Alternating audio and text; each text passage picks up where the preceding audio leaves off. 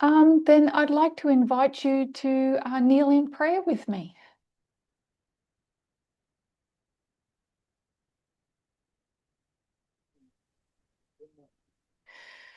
Our loving God in heaven, we are grateful for this opportunity to meet together on your Sabbath. We are grateful to know of your Sabbath and the rest that you want us to enter into. We ask that you would bless us with the Holy Spirit, that the Spirit will accomplish in us your will. Help us to cooperate with you in this. We ask for increased understanding and guidance, and we just praise you for everything you have done and are doing. Help us to understand where we are in history and to know what it is you're asking of us. And we ask this in Jesus' name. Amen.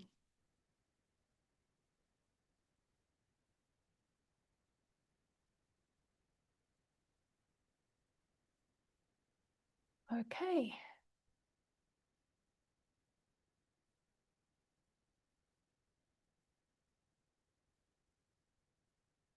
So I thought we would explore today more about the Sixth Kingdom, why it failed, and to understand more the rise of MAGA and why they think the way they do. So I think there's a lot to be said on that, and we'll just do what we can today to understand as it opens up. So to begin with, let's just review something we already know.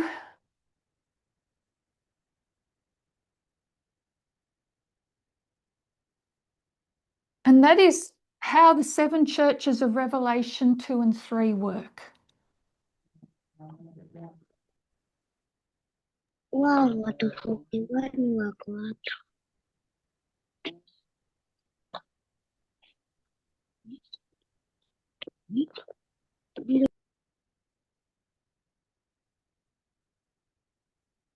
So we understand the New Testament church, which we can mark at, we'll say 4 BC,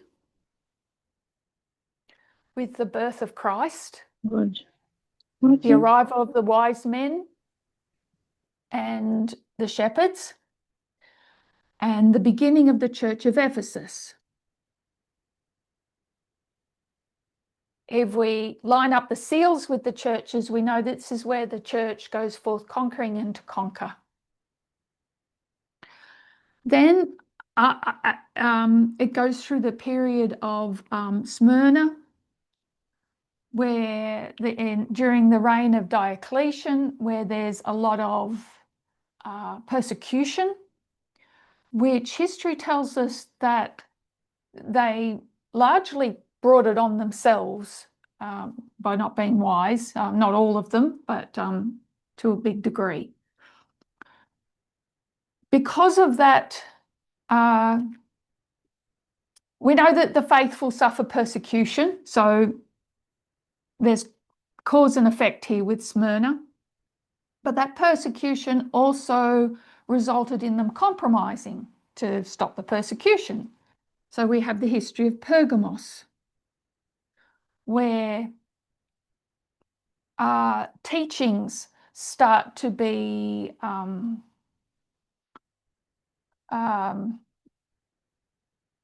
compromised and corrupted.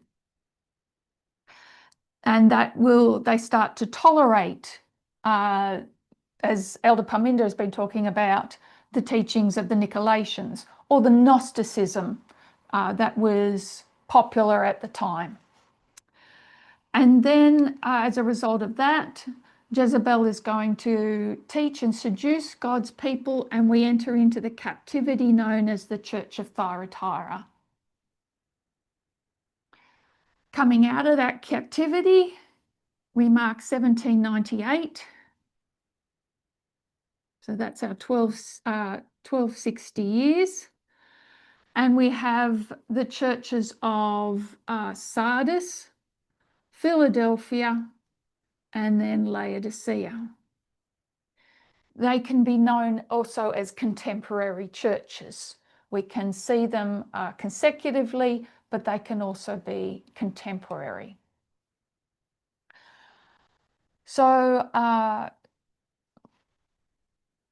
what we also know that is if you've got 7 churches in the New Testament history, that there are also 7 churches in Old Testament history.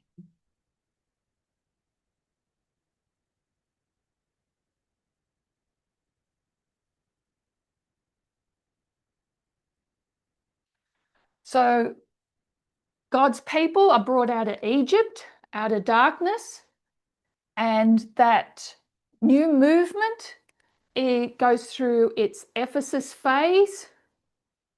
Again, lined up with the seals, it goes forth conquering and to conquer. Goes through the Red Sea, through the wilderness, and then into the Promised Land. When they're in the Promised Land, they get persecuted by many nations round about, and it goes through its Smyrna period. Again, a lot of that is brought on by themselves. Because of that, they decide to compromise. So a history of Pergamos, and that we know is the history of the kings.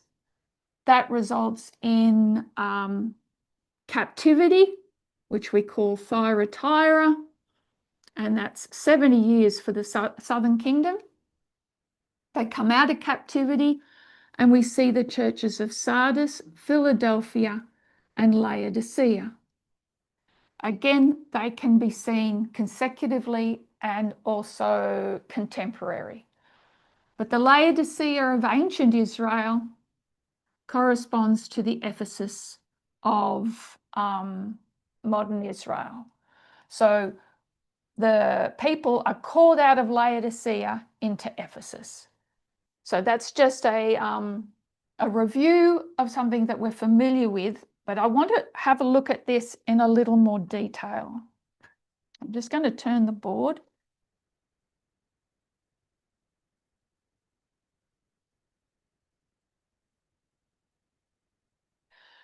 And I've just written some of this here in preparation. So again, if we mark the Egypt as a time of darkness, and again, feel free to jump in anytime if something needs clarifying or question or comment. And the new movement is brought out of captivity, and through the Red Sea, through baptism, they have a wilderness period, and then they're led by Moses and Joshua, and we understand that to be Ephesus.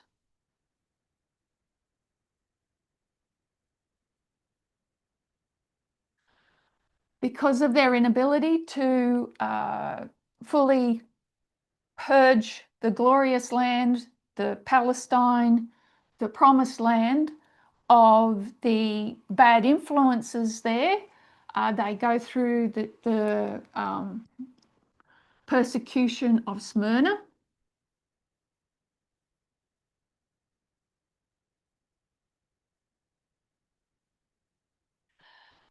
Which brings them to a point of decision.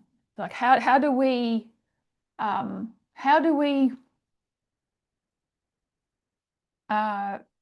end this persecution? How can we make our lives better?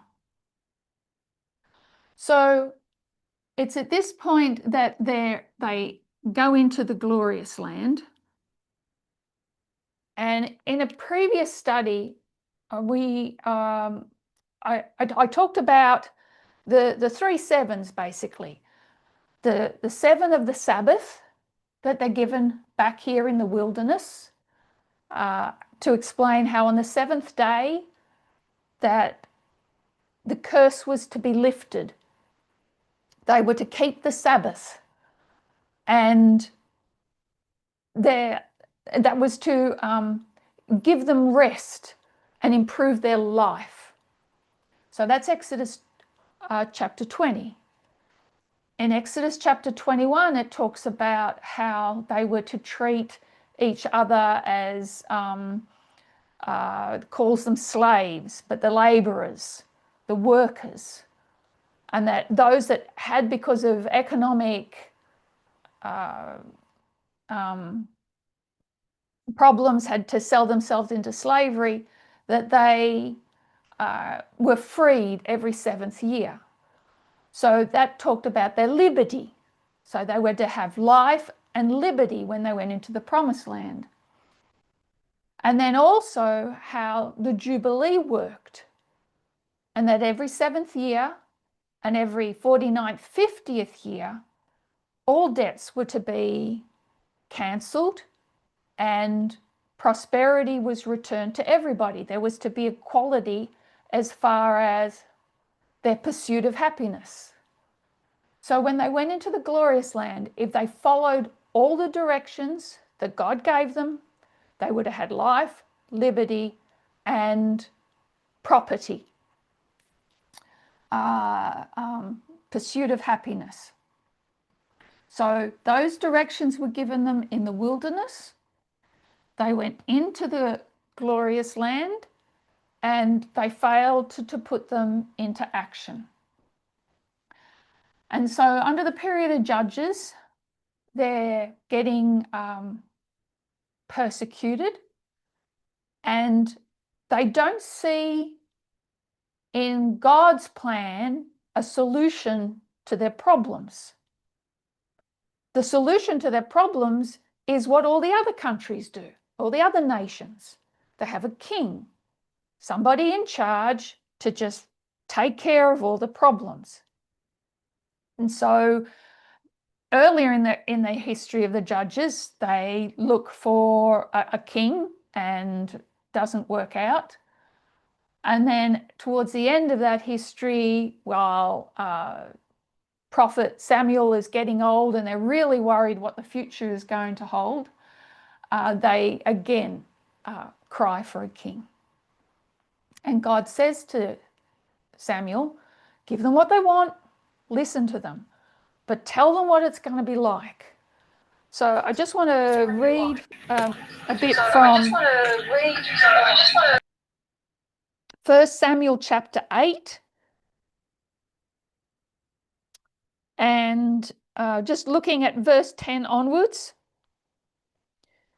Okay, so Samuel's going to tell the people everything God told him to tell them. Tell them what kind of king you're going to have, because he's going to take your sons and they're going to look after his chariots and his horses. They're going to work for him. He's going to need people, men, to run the armies of thousands and 50s. He's going to need a whole heap of more men to work his ground and plough his fields, to make his weapons and his chariots. Then he's going to need your daughters to cook for him, to be servants. And he's going to need all your fields and your vineyards and your olive yards. He's going to need the best of everything you've got. And he's going to take 1/10 of all those things, of all your produce. So there'll be taxes. And he's going to take the best of your people and your asses, your resources. And then you're going to complain. You're going to cry out because of the king that you wanted. So it's all laid out how they were going to suffer, their prosperity would suffer because of their perceived idea of what a solution will be. So they're going to end up with the kings. And we call that their compromise. So this is a history of Pergamos, the history of the kings. 40 years of Saul, 40 years of David, and then the worst comes in the latter years of Solomon, where the country was really almost sent bankrupt just to support his vast administration. His palace, his servants, the armies, the people suffered in order to support the king. I think he spent, is it 7 years building the temple and 13 years building his own palace, something to that effect.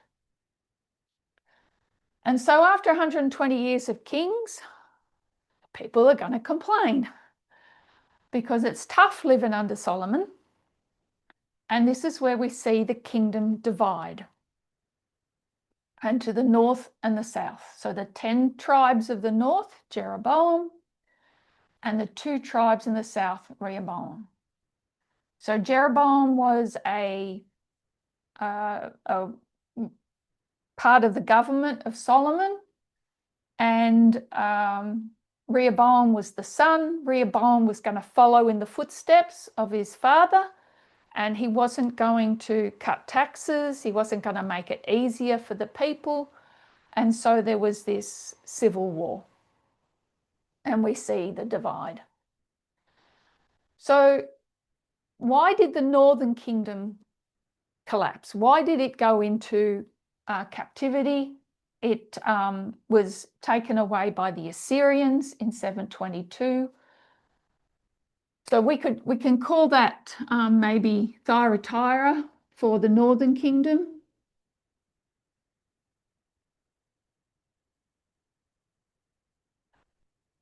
But what was the problem? What was happening in the north?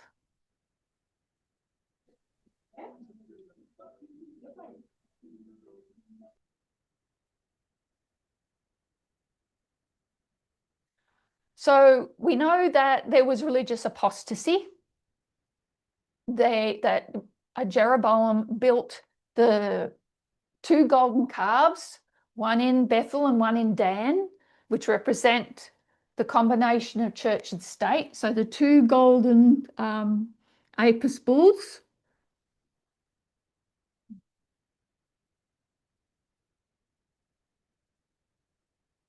So there was religious apostasy.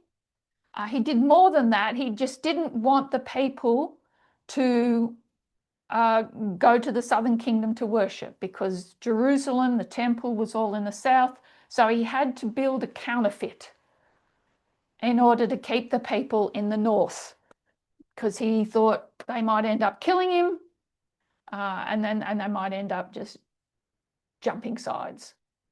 So there was the religious apostasy. But there was also political instability. The northern kingdom experienced frequent coups and assassinations, and that resulted in a rapid succession of kings. So there was a lot of political turmoil, a lot of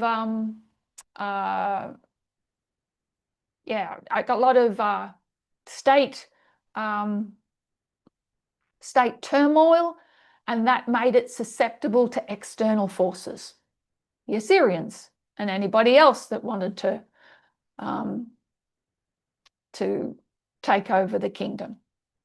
So the political instability and the religious apostasy. But there was also a lot of social injustice. And Amos and Hosea talked a lot about that. They condemned the widespread social injustice in Israel.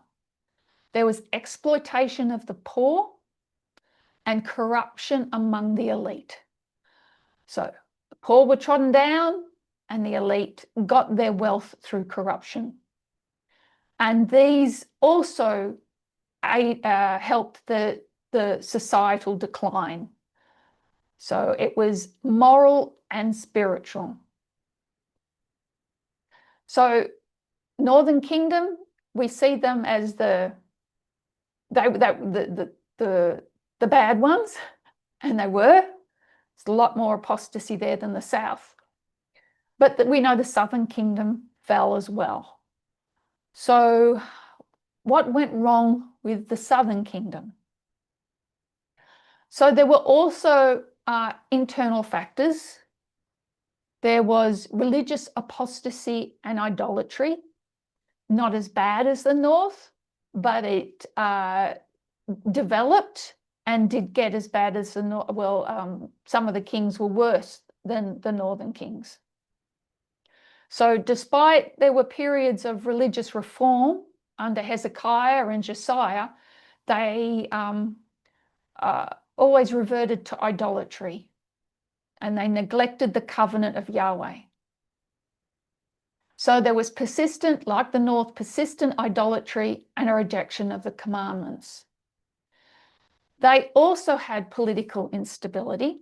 They didn't have the frequent coups and assassinations that the North had, but they did in the end have a succession of weak and short-reigning kings.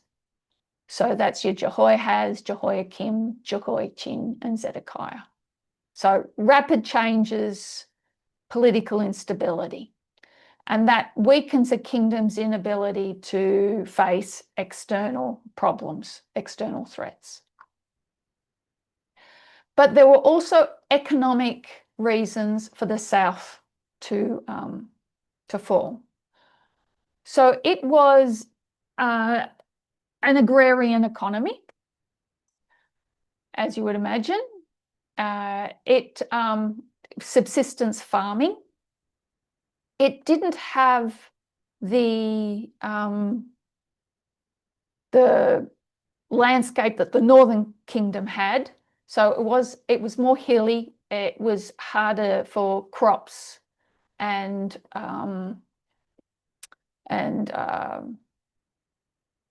stock than the Northern Kingdom, but that was common. And but their surplus produce was limited. So it was harder in the south than in the north. It was vulnerable to droughts and invasions. But during the reforms of Hezekiah and Josiah, there were a lot of efforts to centralize religious and administrative functions in Jerusalem, which sounds like a good idea, but what that tended to do was strengthen the monarchy's control over resources and religious practice. So this centralization put all the resources into Jerusalem. The Temple of Jerusalem not only became the religious center, but it was also the economic hub. The collectings of tithes and offerings that supported the priesthood and the temple maintenance, we understand that that was necessary, but this centralization, it placed a lot of burdens on the rural population. They were required to contribute a lot of their resources to keep this centralized government running. So it also had external pressures, economic strain because of the external pressures, had Assyria and then Babylon breathing down their neck. And they didn't really have the income to support an army, to a decent enough army to fight that off. King Sennacherib's campaign in 701 BC caused significant destruction and economic disruption. So as Judah's society evolved, economic disparities became more pronounced. There was the emergence of a wealthy elite that included landowners and merchants. And that contrasted with the majority of people that were rural, that often faced economic hardships. There was debt slavery and land loss, and all this led to social tensions.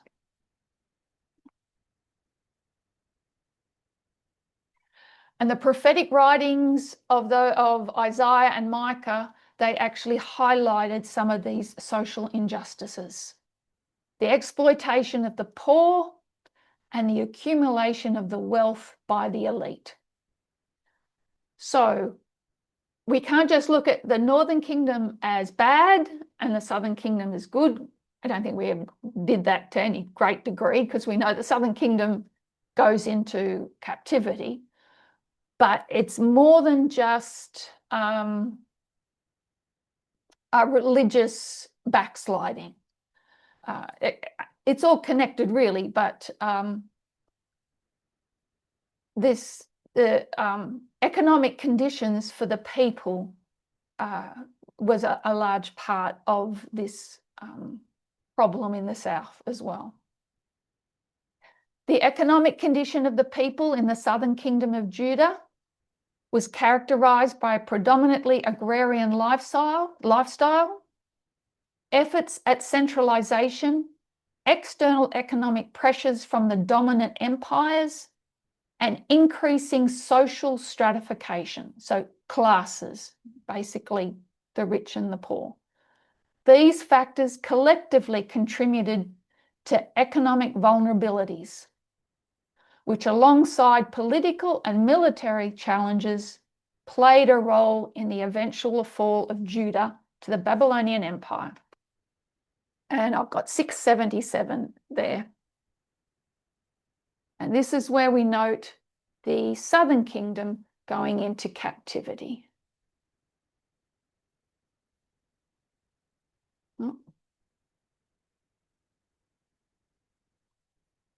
And so I'll write Thyatira here as well.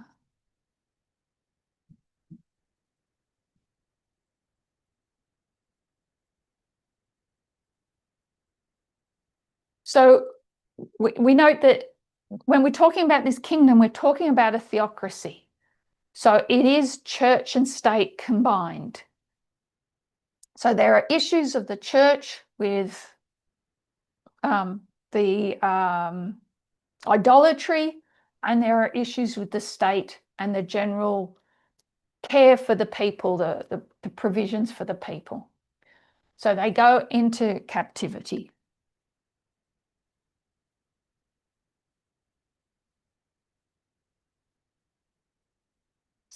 We know the Northern Kingdom is scattered and not gathered. The history that we follow now is the Southern Kingdom. But this is all the glorious land. This is all Palestine, north and south. It's part of the story of the glorious land. So Thyatira, they'll come out of captivity in 70 years. They'll go through the 3 decrees, rebuild the temple, and they get a second chance. And along comes the Messiah in starting that New Testament church in 4 BC, and we see the start of Ephesus again as ancient Israel comes to its end and the new movement begins. So we looked at that at the beginning. So I want to jump through that history and come back down to the Thyatira in the New Testament church.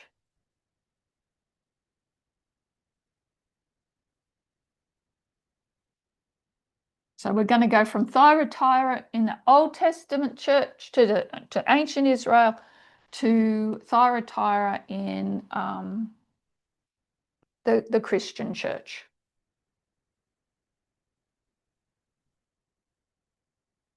So we're in the Dark Ages.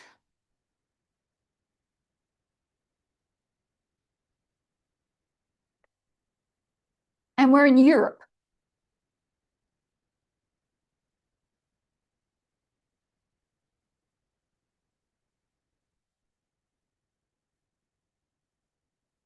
or in the words of Revelation 13, we're in the sea.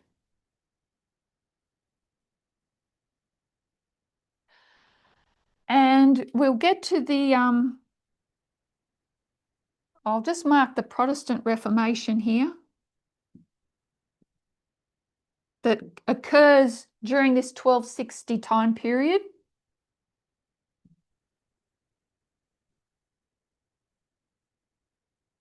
And in Revelation chapter 12, as the church in the wilderness is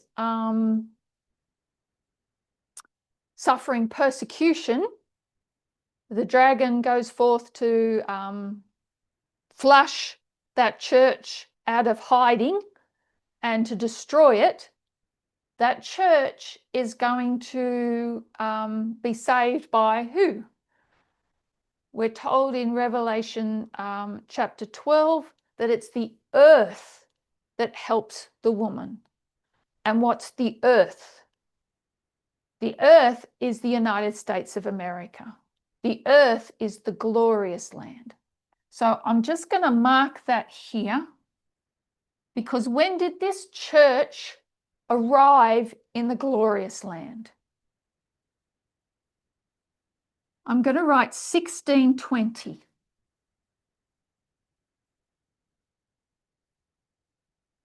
1620 is when the Mayflower arrived in the United States.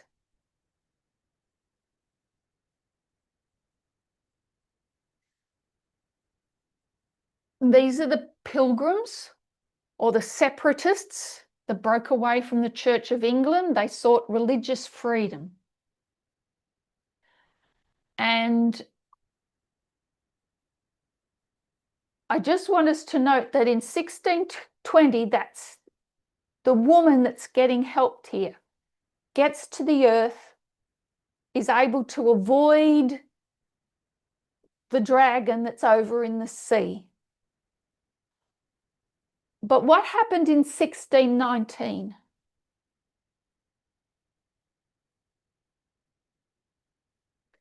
Because 1620 aren't the first settlers in the glorious land.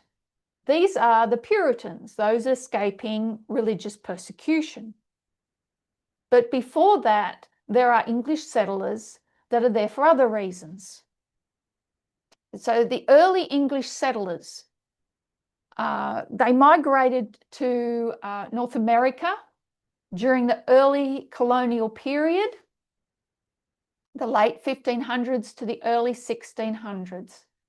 So they were in a couple of places on the east coast there. But this one here, that we note in 1619, they started a colony here in 1607, the Jamestown colony. What did they do here? Why is 1619 significant? Because that's when the first Sunday laws and slavery, the first slave ships arrived on the continent. So there's a difference between these early British settlers and these Pilgrims, different motivations. So the Pilgrims were a specific religious group. They were seeking religious freedom. They arrived on the Mayflower in 1620, settling in Plymouth Colony, present-day Massachusetts. So they were escaping religious persecution in England, but also later in Holland. They established a community based on their religious values. But the early English settlers, they migrated. They were adventurers, tradesmen, and investors. They were supported by the Virginia Company, and their motives were economic opportunities, expansion of English influence, and trade and exploitation of natural resources. So these people had different motives. So, largely economic. So when we think of the church going from the wilderness into the glorious land and how they were to purge out the previous inhabitants, they were not to take on the culture of those that were there before them.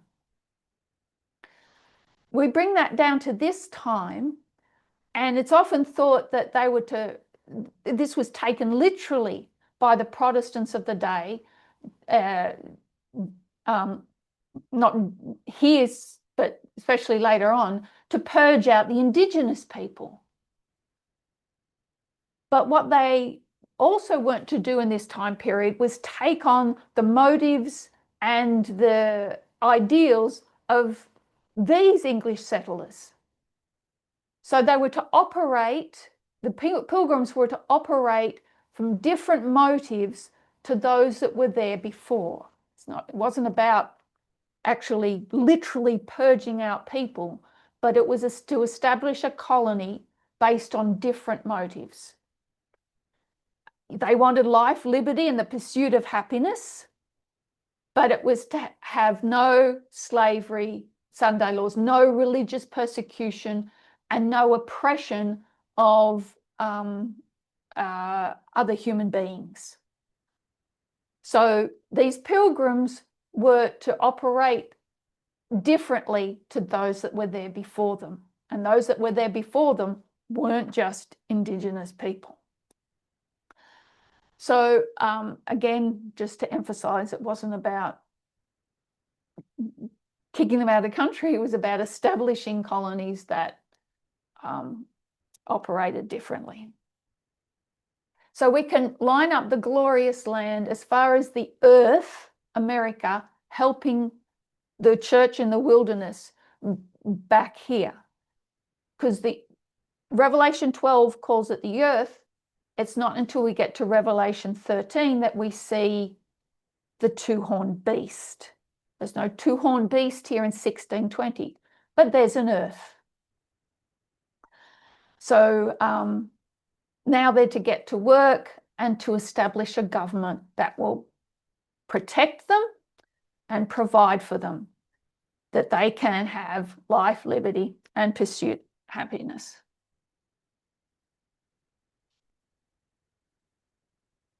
Okay.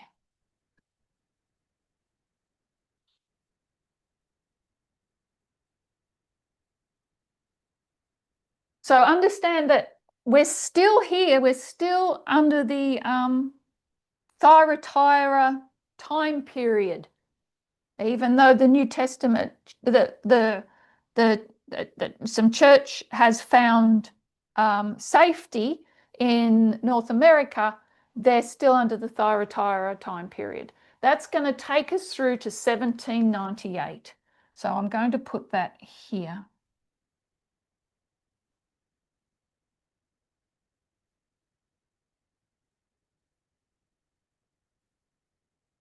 So we're still under Thyatira.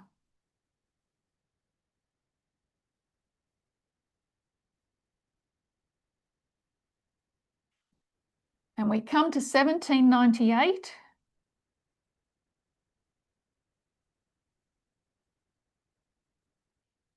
And we're going to see that this religious group that have continued to come over, seeking freedom, seeking religious freedom. In 1798, we see that there is a split in Protestantism.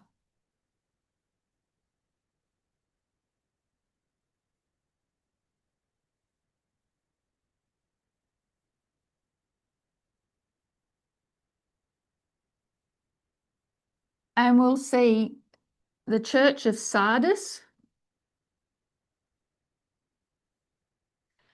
and the Church of Philadelphia.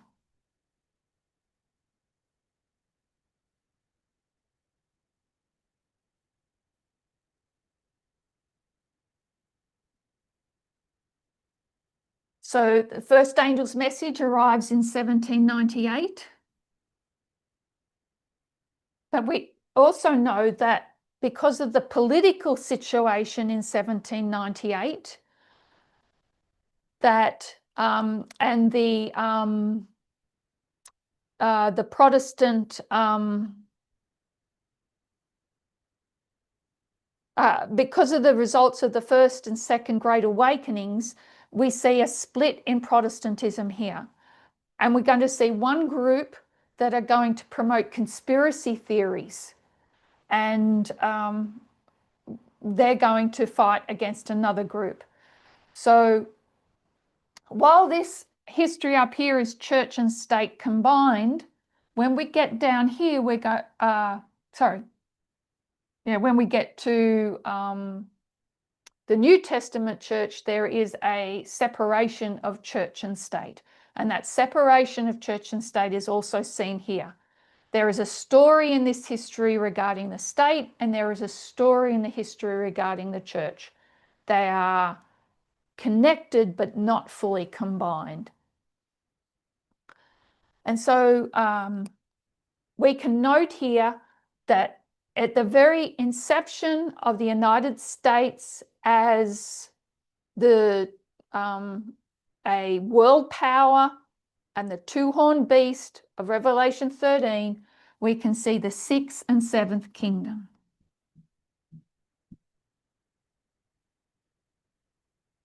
So I'm not saying the seventh kingdom is Sardis. I'm just saying that there is, they operate separately, but they do cooperate. Same as the sixth and Philadelphia.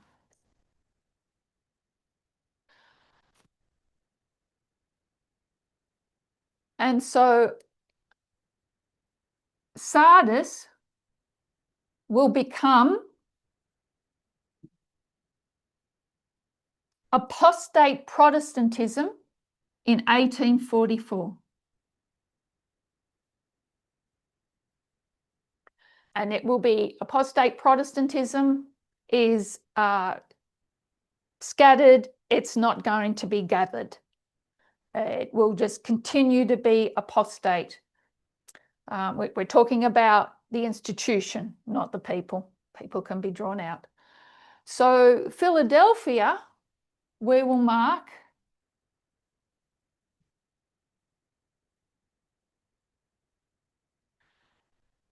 in 1863,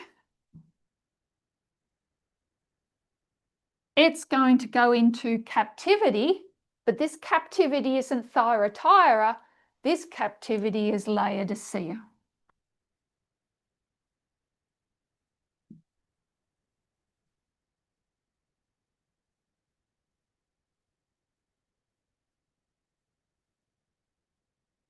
And so we can see in this history information that can help us to understand what the tensions that are within the United States. This line here, we Adventism, this movement, we come out of the 2. Apostate Protestantism comes out of the 10.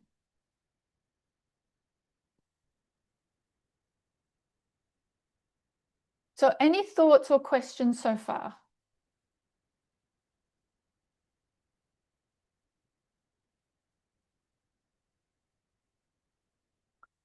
Okay.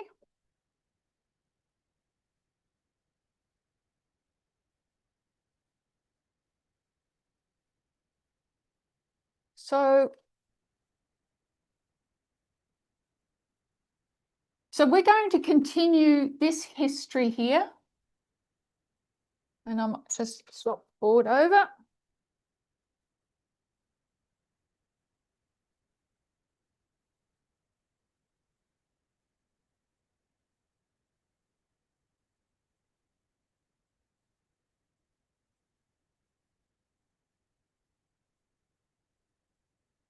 I'm just going to create one line because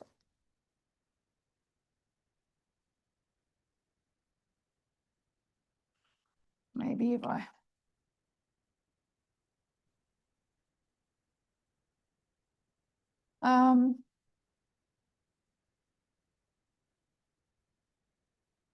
So I want to again jump some history from, we're familiar with the Civil War and the Reconstruction era. Then we come into the 20th century, and we're just going to continue looking at the history of America as it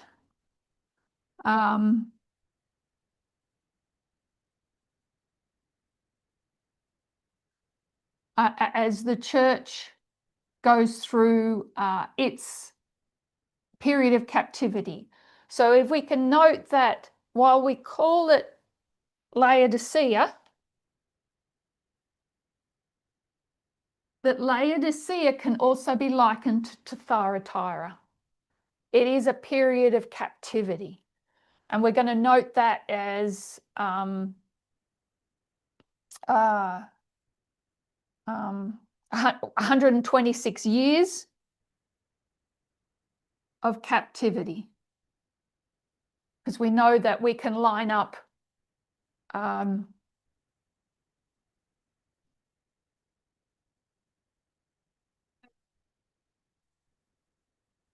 we can compare the 1260 and the 70 and the 126.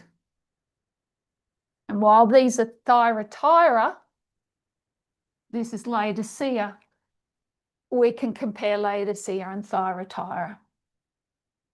During these years of the church, that's when the 4 destructive insects eat away at Adventism. By the time you get to 1989, there's nothing left. So there is corruption going on, not only in Adventism, but also in Protestantism. They're going to go more and more into conspiracy theories. Adventism will start to be taught and seduced by them. And all this is happening in those 126 years. That will lead to 1989. And the time of the end.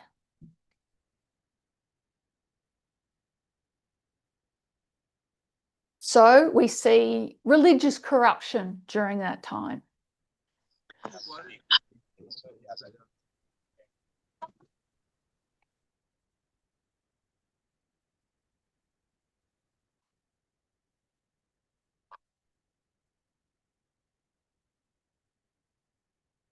Now I want to share screen. Just go over something we already know.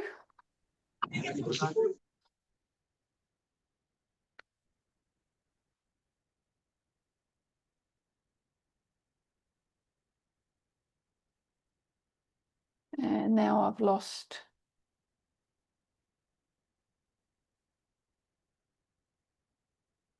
Oh no, sorry.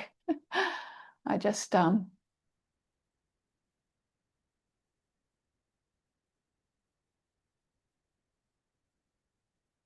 where is it?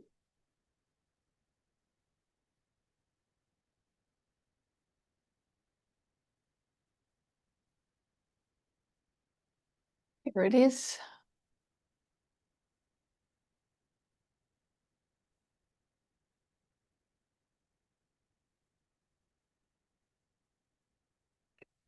I'm just trying to share screen now.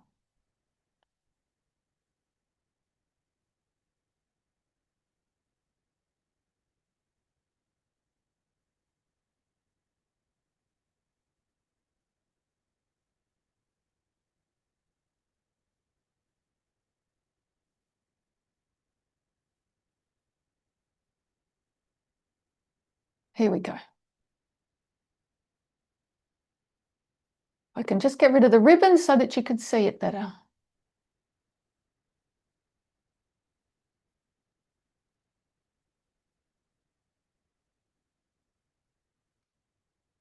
There we go.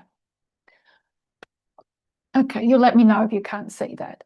So if you look at the top of the board, It's explaining the political spectrum that existed in the time of the Millerites and the early Adventists. So if you were on the right side of politics, you followed the Southern Democrats and you supported slavery. And these were Protestants that read the Bible literally. Their methodology was literal. If you were against slavery, then you followed the Northern Republicans and you were on the left side of politics. Actually, before we do that, maybe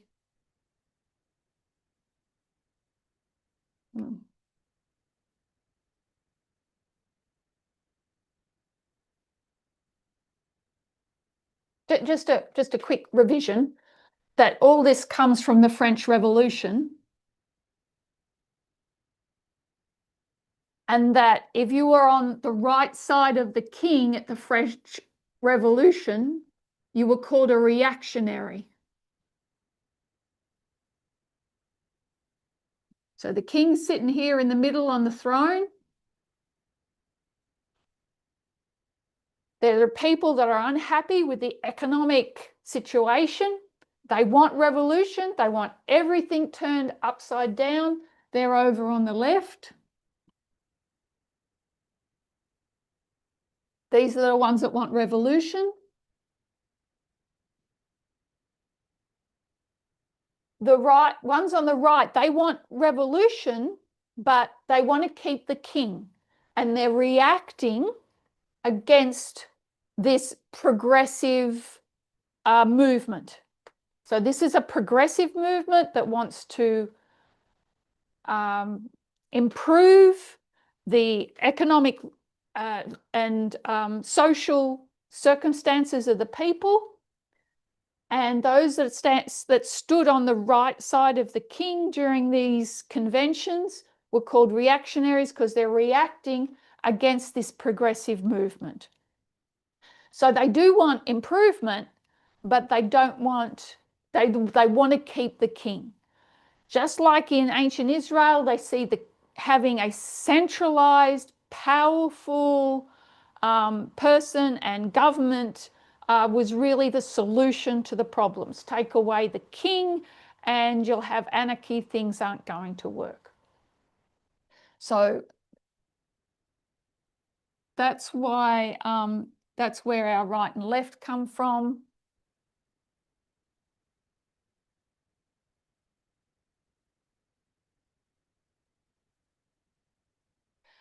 So we see a change over time.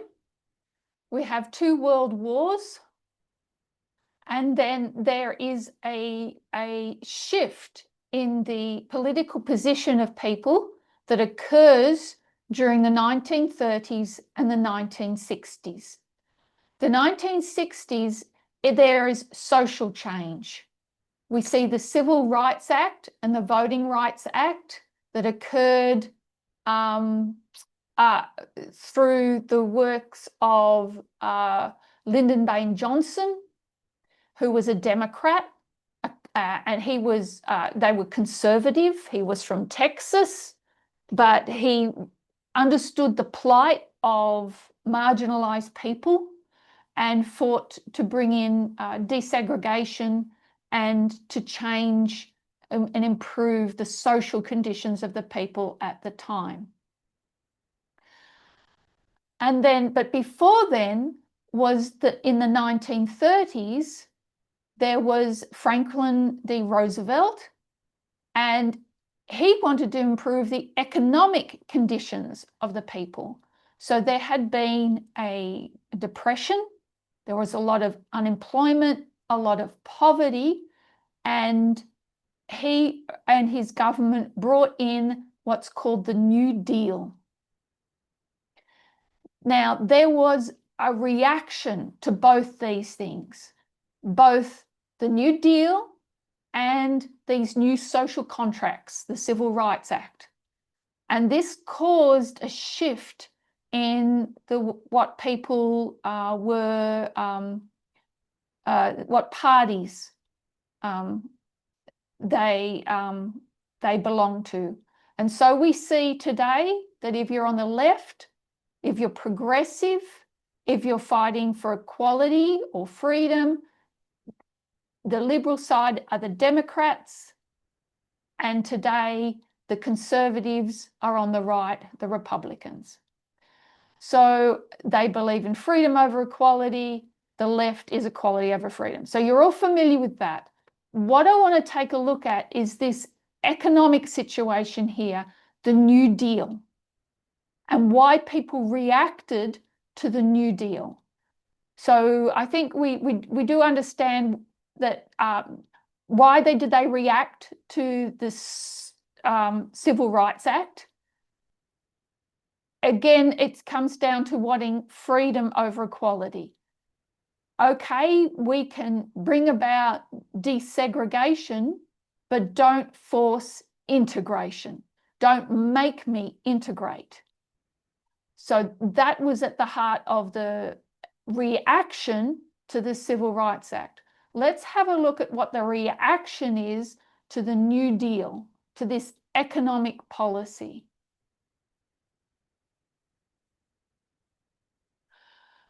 So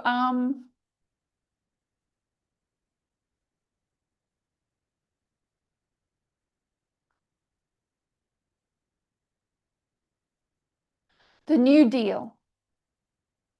So to understand the New Deal, we want to compare it to something. So I want to compare the New Deal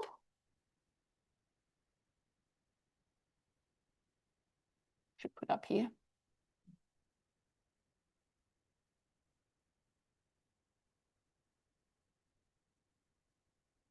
To something called neoliberalism.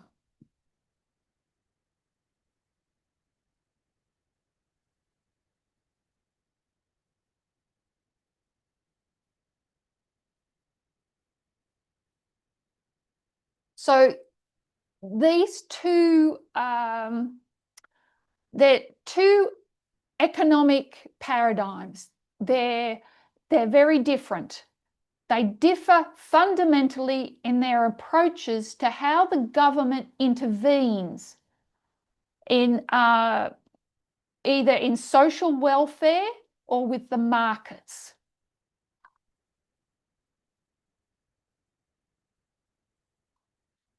So the New Deal, again, just a reminder that the country was in dire straits. There was depression, there was economic distress and unemployment, poverty. And so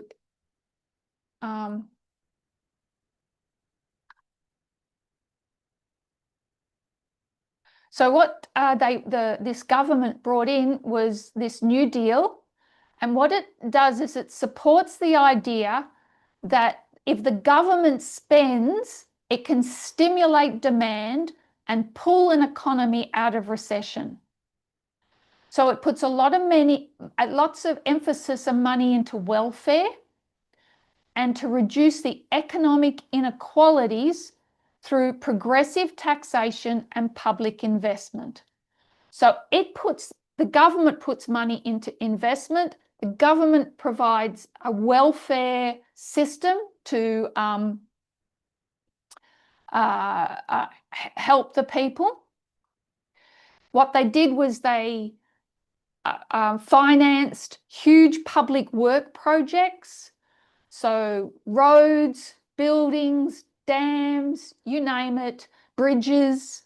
The government funded that, put people to work so that they were able to earn an income, and so they provided the employment.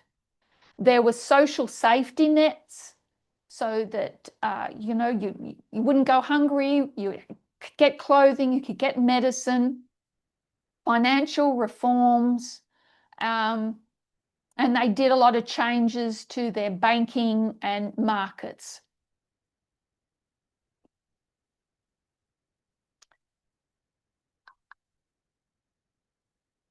So it reduced unemployment, provided a safety net to the vulnerable. So the government is spending money to do this. It led to the creation of a lot of institutions that support Americans. It sought to balance capitalism with social welfare. And they thought in doing that, it would prevent future economic crises. So the New Deal was active intervention by the government. It put money into public works, to regulating the markets and the economy, and into social welfare. Its impact was to reduce inequality by providing those social safety nets. It was a response to the Great Depression. But just like people reacted to the Civil Rights Act, they also reacted to the New Deal.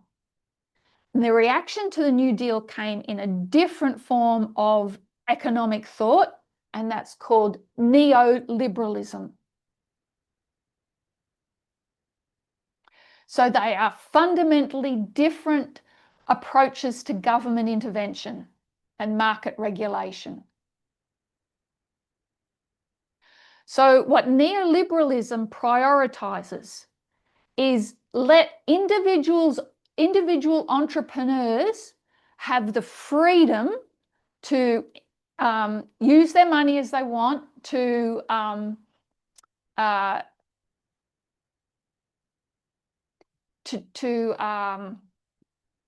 not be regulated by the government, so that they can create businesses that will provide jobs, etc.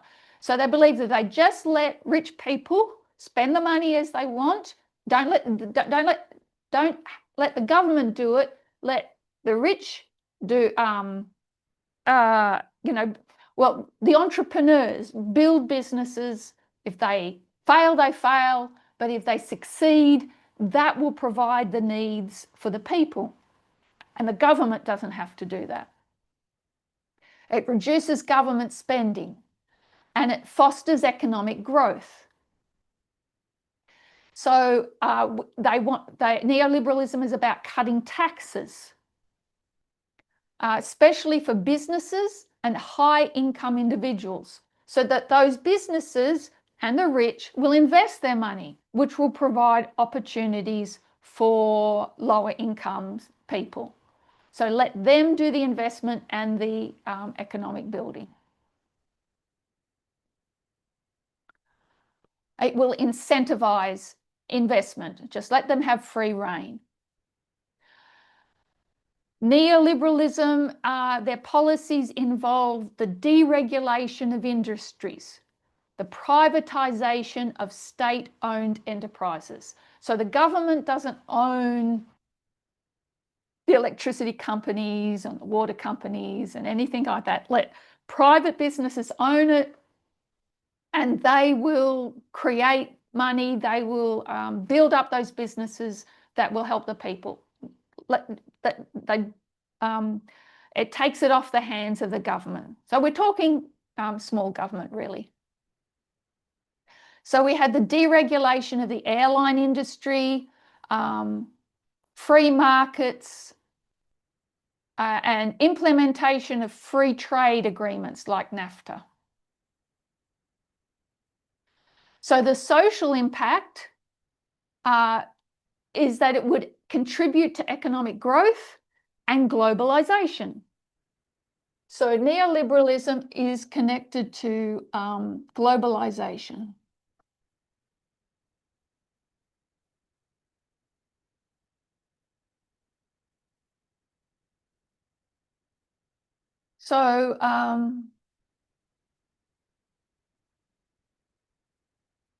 So what are the differences? So the New Deal, active intervention by the government. Neoliberalism, minimal intervention. The New Deal, the policies are on public works, on social welfare, on regulating industries. Neoliberalism is about deregulation, privatisation, free markets. The New Deal, the social impact was reduced inequality and social safety nets. So, your welfare, etc. Neoliberalism creates increased inequality and reduces public services. So the historical context of the New Deal was the Great Depression. The historical context of the neoliberalism is its rise during the late 20th century. So we're talking the 70s through to the 90s, in particular the 80s and the 90s. So I'll write that.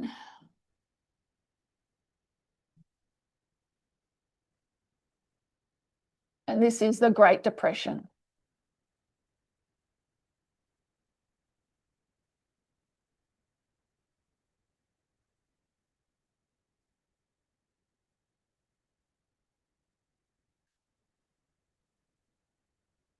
So any thoughts or questions so far?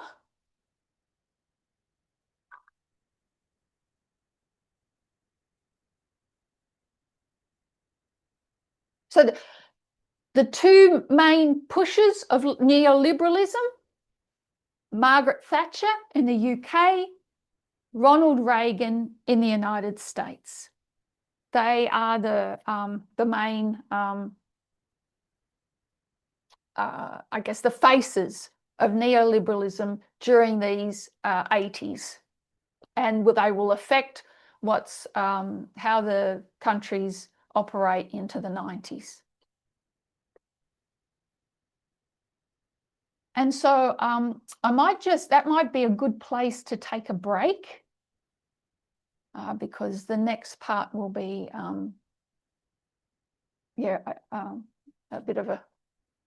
a bit more to say on these things. So is that okay?